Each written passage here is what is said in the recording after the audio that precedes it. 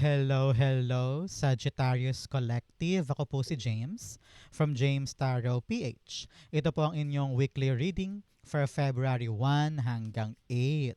So mga Sagittarius, alamin natin kung anong naghihintay sa inyo para sa unang linggo ng Pebrero. Okay po, so let's begin. Inhale and exhale. Holy Spirit, Spirit Guides, ibigay natin kay Sagittarius sa mga mensaheng dapat nilang malaman para sa linggong ito. In your overall energy, meron kang the Six of Cups. Beautiful. In the area of what you need to focus on, meron po kayong the Ten of Swords. In the area of what you need, meron po kayong the Five of Pentacles. In the area of what's affecting your current energy, meron kang the King of Cups. In your near future, meron kang the Five of Cups. Beautiful, beautiful. You have 5-5 here. Panahon na daw para sa pagbabago. Okay? In your challenge, meron kang the Lover's card. Sa fortune, meron kang the Two of Pentacles. Yes. In your divine messages, meron po kayong the Tower card. At ang outcome nyo po for the week, ito po yun, mamaya sabay-sabay natin siyang bubuksan at the end. But first, mga Sagittarius, thank you po muna sa inyong donations. Saka po sa mga hindi nag-skip ng ads. Naku, malaking tulong po yan para sa akin. Every time po na meron tayong libreng reading para po sa inyo dito sa channel natin. Thank you rin po sa bawat likes and comments. Malaking tulong din po yan sa paglago natin. Thank you po for the love and support. So, in the background of your reading, meron kang the Two of Wands. So ngayon, Sagittarius, kayo po yung tinatawag ng iyong spirit guides na magplano. Meron ka daw balak gawin. Meron kang gustong sugalan or meron kang gustong subukan na medyo kakaiba, unfamiliar para sa'yo. Pero ngayon parang ready ka ng tumulay. Ready ka na to give it a shot or give it an opportunity para sa'yo. So ngayon, bilang paghahanda, tinatawag po kayo ng iyong spirit guides na planuhing mabuti. Hindi pwedeng dahil gusto mo lang, dahil pangarap mo lang, ay sapat na yon. No. You need to make sure na yung plano ay konkreto, yung plano ay doable, practical, at kayang-kaya mo. Kailangan din daw handa kang mabuti. Kailangan sa loob-loob mo, you're ready to make this move. Kasi parang ramdam ko dito nakakawala ka na sa nakasanayan mong mundo eh.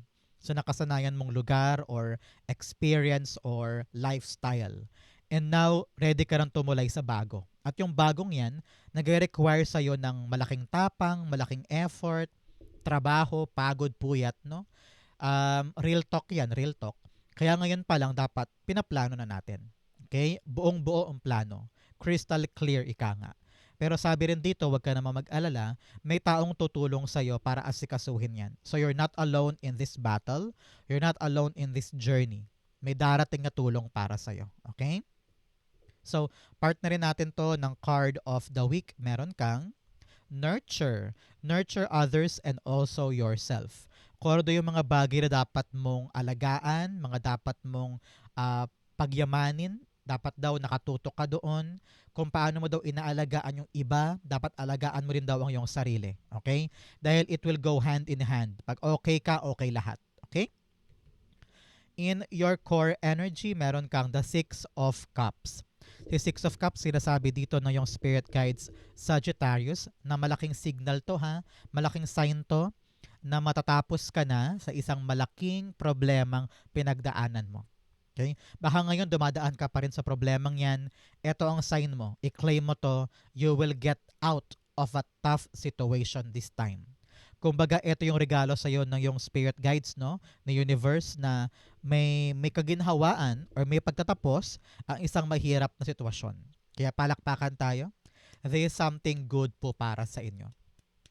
I don't know why, nakita ko rin dito na parang meron ka daw mamimit na isang someone from your past. Maaring dating teacher, dating katrabaho, dating kaklase, o dating kaibigan. Parang chance encounter ito. And mapapareminis ka sa nakaraan mo at magkakaroon ka ng lakas ng loob na ituloy yung mga bagong bagay dahil binigyan ka ng inspirasyon ng past na yon. Parang ganon. So, kung ano man yung mga maalala mo or makikita mo from your past, it will be your great push to be better and reach new heights. Okay? Napakaganda for you. Clarify natin. The Six of Cups being clarified by the Ten of Cups. Wow, meron kang 10-10 here. Talaga namang ending of a tough cycle. Ending po ng isang mahirap na parte ng buhay mo, no?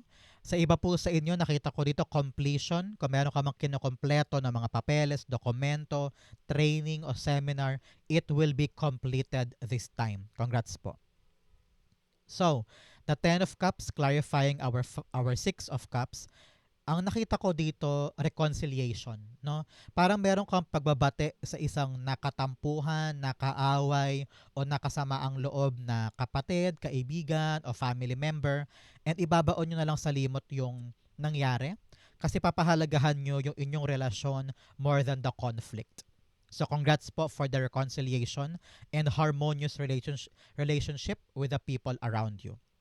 Para naman po sa iba, kita-kita ko dito na magre-rejoice ang buong pamilya dahil nakalagpas na kayo sa isang mahirap na sitwasyon. Congrats po. Isang masayang pagsasama, isang masayang celebration dahil parang sa wakas, nakalagpas din tayo doon. Okay na tayong lahat, happy na tayo, wala na tayong problema. Parang ganon. So congrats po para sa inyo. I-claim mo to. If it's yours, it will be granted para sa'yo.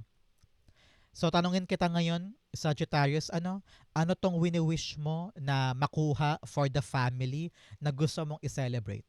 I-comment mo yan sa baba, isulat mo, I claim, I manifest na yung pangarap kong blank for the family ay makuha na namin. It will happen for you. In the area of what you need to focus on, meron po kayong the Ten of Swords. Sabi dito, huwag ka na daw maglinger pa, Sagittarius, sa mga nangyari in the past. Pabangon ka na pabawi ka na Pero wag mo daw hayaan na nag-dwell ka pa or pinapahaba mo pa o dinadrag mo pa yung nangyari. Learn to let go and move on. May bago kang pupuntahan, may bago kang gagawin, meron kang bagong journey. Kaya don't let your past experience hold you back. Learn to really tell yourself, okay, nangyari yon. Marami akong lesson na nakuha doon. Now, babangon ako and I will try something new para magbago naman yung kwento ng buhay ko. Kumbaga, wag mong tambayan yung problema, wag mong hayaang lamunin ka nito, and lalaban ka lagi. Plano for a brand new door. Okay? Clarify natin siya. The Ten of Swords being clarified by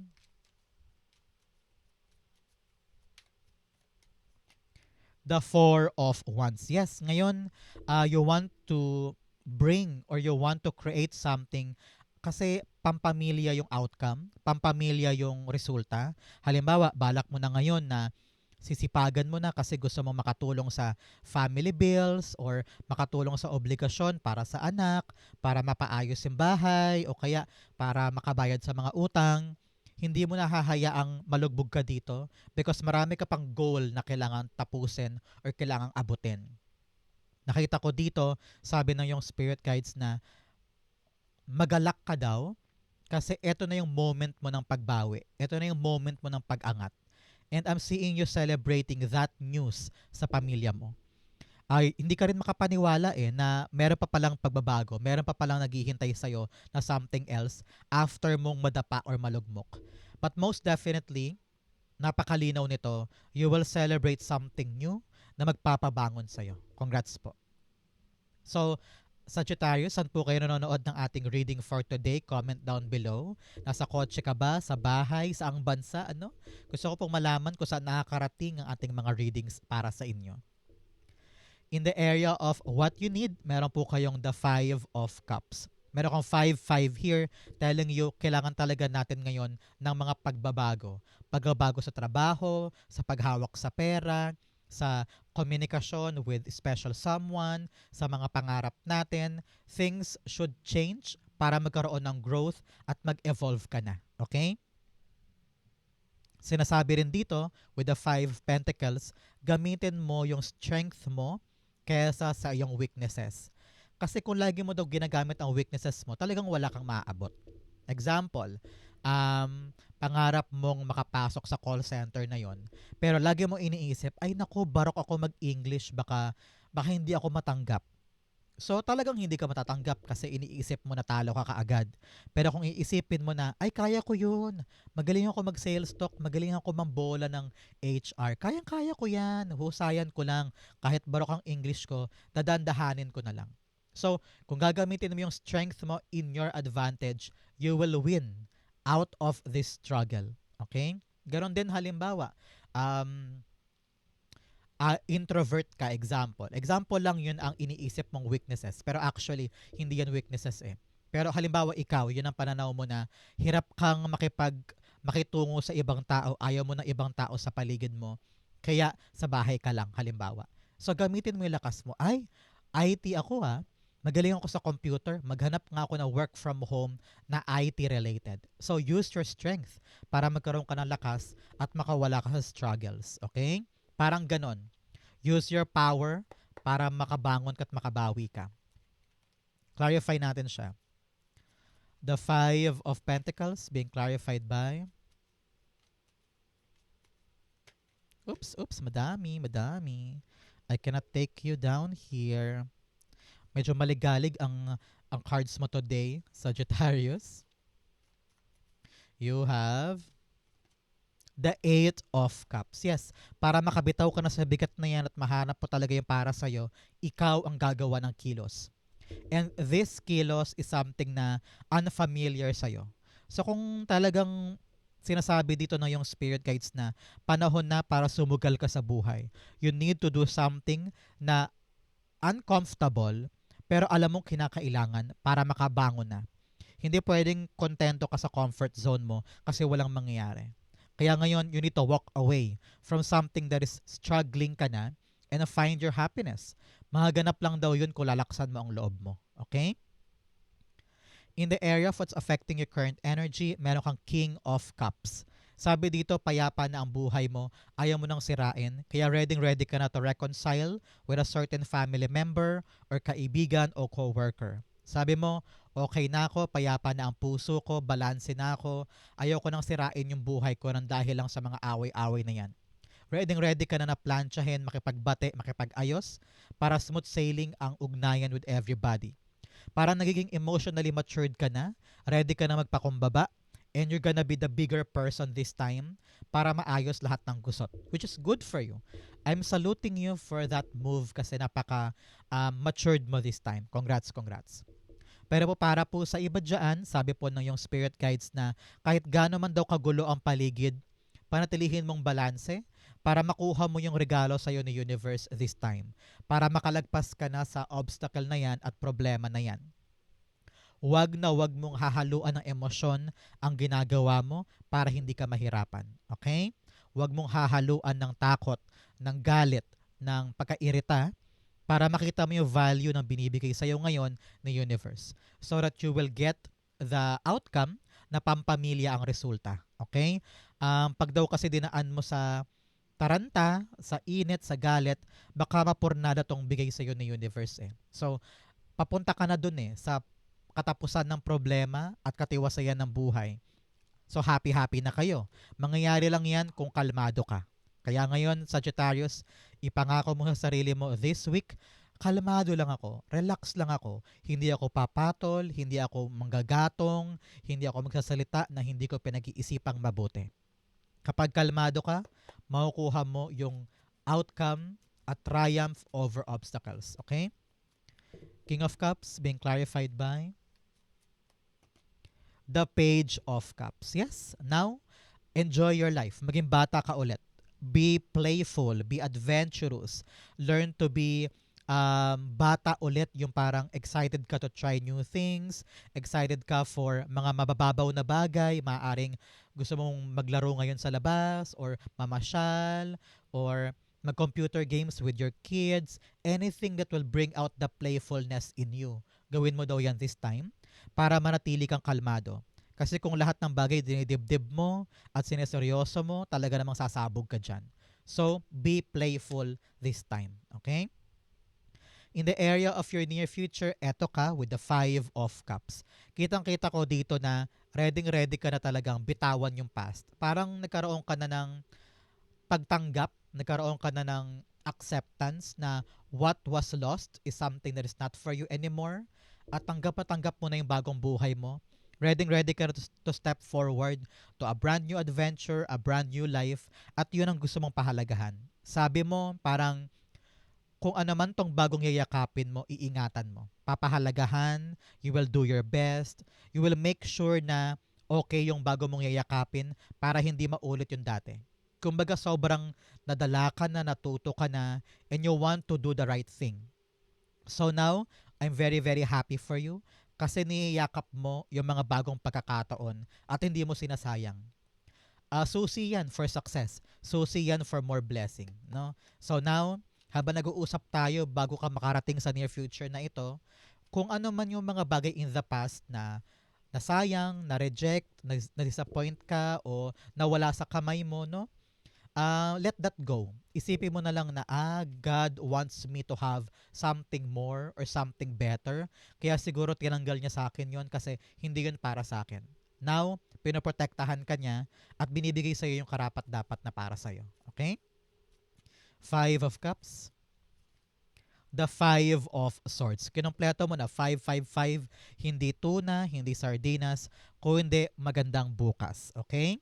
So, 5 here is really about change, pagbabago sa atake. Kumbaga na-realize mo, hindi worth it na masaktan ako, ma-stress ako, o maloka ako sa isang bagay na wala naman ako mapapala. Now, you're starting to tell yourself, hindi worth it ang pagdwell sa negative. And now, you are seeing the bright future na para sa'yo. Handa mong iwanan yung mga bagay na pangit para kunin yung maganda at yung may potensyal. Kumbaga, detach yourself from something na kahit gustong-gusto mo noon, pero dapat na talagang i-let go. Kasi sa bagong yayakapin mo, yes, marami ka pang kailangan trabahuhin, marami kang kailangan gawin, pero at least dito sa bago, hindi mo nasasapitin yung dinanas mo before. Very important yan para sa'yo. In your challenge, meron kang feathered omens and battle within. Sabi dito, panahon na para buwagin lahat ng ilusyon. Lahat ng mga hindi totoo, kailangan nang harapin yan. And always stand by the truth. Lahat ng ilusyon sa buhay, akala mo mabait siya, akala mo mahal ka niya, akala mo mabait siyang friend, akala mo pangarap mo talaga to. Lahat ng ilusyon na marirealize mo this week na mali pala, let that go. And paglabanan mo yung conflict sa puso mo na bibitawan ko na ba o dito pa rin ako. May conflict ka within yourself. So, once and for all, magkaroon ka na ng solid na desisyon. Bibitawan o hindi. Lalayo ba o hindi. Nasa iyo yung power. Pero ngayon sinasabihan ka na panahon na para mag-move on at harapin yung bago. Dahil yun talaga yung para sa'yo. Okay? In your challenge, meron ka pong lover's card. Lover's card's all about you finding the truth about your choices. Medyo may takot ka ngayon saka may kalabuan pa. Ramdam ko na medyo nagadalawang isip ka pa o hindi mo pa alam ang gagawin. But now, your spirit guides are telling you, kailangan talaga mahanap mo yung passion mo eh. Ano ba yung gusto mo? Para saan? Para madali mo yung ilaban. Kasi kung wala dyan ang amor mo, ba't mo pag-aaksaya ng oras yan? Kailangan dito, you put your heart in whatever you're trying to do para makita mo yung purpose niya at saysay niya. Okay? Kailangan may purpose, kailangan may saysay, kailangan mahal mo yan para tumagal sa'yo ng pangmatagalan at hindi mo agad bitawan. Kailangan bukal sa puso ang gagawin. Okay? For others po dyan, Sagittarius, sinasabihan ka dito na magkaroon ka daw ng clear communication this week with your lover, with your loved ones, with your friends. Kung sino tong closed relationships mo, dapat daw malinaw ang usap. Kasi nakita ko dito baka magkaroon ng miscommunication, na hindi pagkakaunawaan, baka ma-misinterpret ka. Kaya mahalaga nililinaw mo ang lahat. Okay? Para walang maling masabi or walang maling akala. Okay?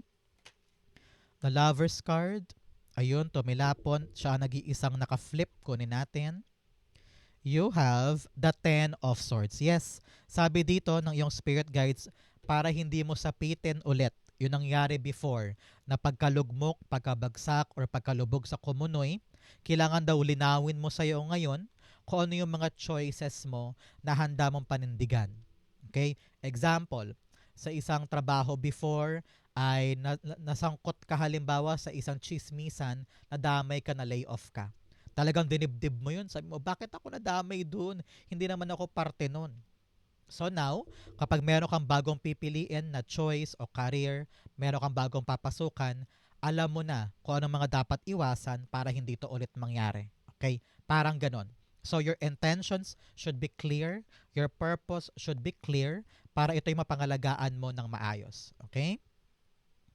In the area of your fortune, meron kang wise leader, you're a beacon for others. Kayo daw po ay tinitingala ng mga tao sa paligid mo. Marami nakadepende sa iyo dahil magaling ka daw, mahusay ka daw na leader at maaasahan ka. Kaya ituloy lang natin yan because kitang-kita ko dito na maraming umaasa sa iyo. Okay? You also have infinite abundance. I-claim mo to. Abundance is pouring into my life. Isulat mo sa baba, abundance is pouring into my life. It will be yours. In your fortune, meron kang the Two of Pentacles. Sabi dito, babalik na yung balanse ng buhay mo. Kung itong nakaraang linggo, nakaraang buwan, dumanas ka ng sakit or bumaba yung immune system mo, ngayon okay ka na, nakakasayaw ka na ulit, masigla ka na at balanse na ulit ang buhay mo, nakapanghawakan mo na ulit yung mga mahalaga sa'yo. For others po, ngayong linggong ito, matututunan mo na pahalagahan yung rest, pahalagahan yung sarili mo sa kabila ng pagkatrabaho mong matindi. Example, buong maghapon ka nagkatrabaho, ngayon na-realize mo na, ay, kailangan pala, may time din ako for myself, may time din ako for my day off para makagala, ma-enjoy ang buhay para balanse. So, now okay na yan. And nakita ko dito yung pagluwag ng schedule mo. I don't know why. Kung dati nito nakaraang linggo, nakaraang buwan, parang sunod-sunod ang ginagawa, no? Pagod na pagod ka.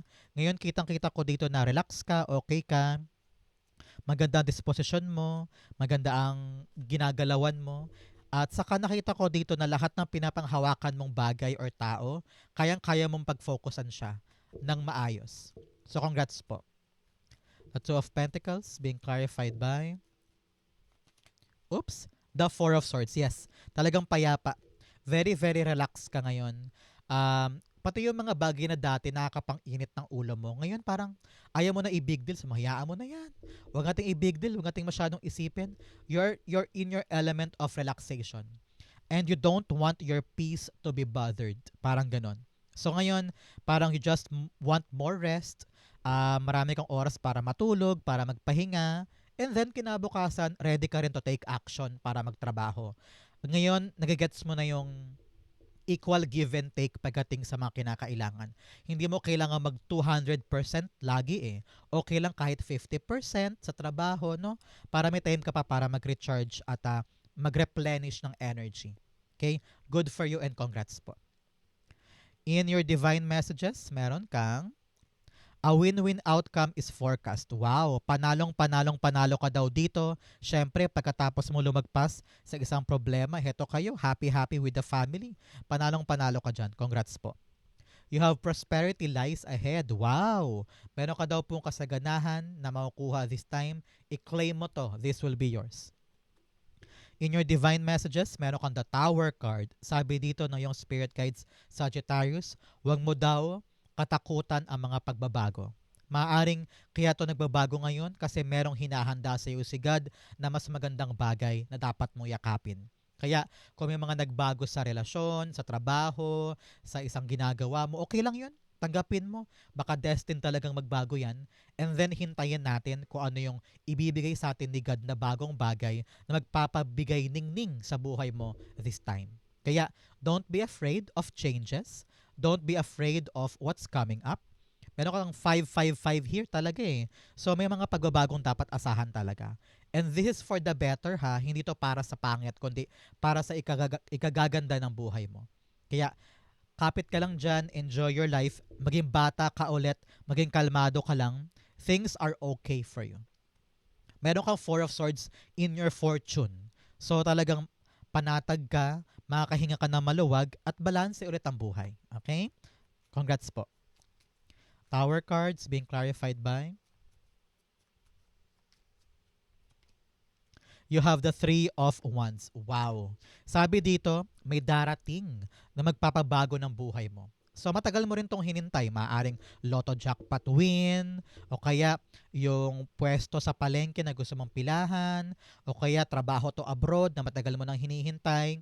This pagdating ng blessing na ito o magandang balita na ito, dito magbabago ang life mo. Kaya kailangan mo mag-adjust. Kailangan mo maging flexible para makayanan mo lahat ng requirements sa pagdating ng responsibility na ito. So congrats po, and i-claim mo to, darating na yung lifelong blessing that will change your life for the better. Congrats. Ang outcome niyo po for today, but first, bigyan mo na kita ng fortune cards. Unang-una, you have bridged successfully overcoming a problem. Yes, ito yun. Talagang successful ka sa isang problemang kinaharap mo. Nakasurvive ka, makakahinga ka na ng maluwag. You also have ant, work, achievement, and success. Yes, in that order. Trabaho, pagkatagumpay, and then success. Congrats po. You also have bowl, plenty of material things. Yes, lahat ng pinaghirapan mo, ang kapalit niyan, magandang pag-ani ng material things para sa'yo.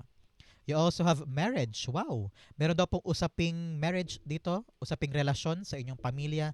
Maaring kailangan patatagin ang ugnayan with the lover's card, no? Kung merong mga malalabo, kailangan pag-usapan.